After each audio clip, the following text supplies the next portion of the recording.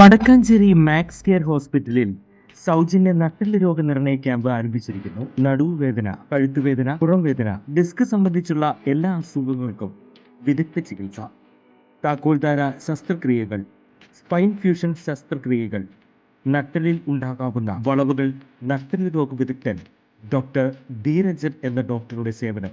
കൂടുതൽ വിവരങ്ങൾക്ക് 9188401016. Max care hospital, Vadakkanchery. Road safety cadet പദ്ധതിയിൽ ഉൾപ്പെടുന്ന വിദ്യാർത്ഥികൾക്ക് ഗ്രേസ് മാർക്ക് നൽകുന്ന കാര്യം പരിഗണിക്കുമെന്ന് ഗതാഗത വകുപ്പ് മന്ത്രി KB ഗണേഷ് കുമാർ. KSRTC മാവേലിക്കരയിൽ തുടങ്ങിയ അത്യാധുനിക ഡ്രൈവിംഗ് സ്കൂളിന്റെ ട്രസ്റ്റിന്റെ ഗ്രൗണ്ടിന്റെ ഉദ്ഘാടനം റീജിയണൽ വർക്ക്ഷോപ്പിൽ നിർവഹിച്ച് സംസാരിക്കുകയായിരുന്നു അദ്ദേഹം.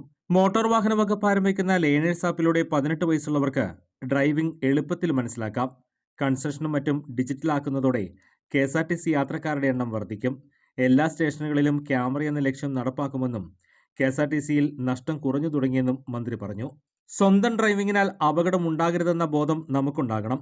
ലൈസൻസിന്റെ പ്രാധാന്യം ജനങ്ങൾ മനസ്സിലാക്കണമെന്നും പുതുതലമുറയ്ക്ക് ട്രാഫിക്കുമായി ബന്ധപ്പെട്ട ബോധവൽക്കരണം നൽകുമെന്നും അദ്ദേഹം പറഞ്ഞു.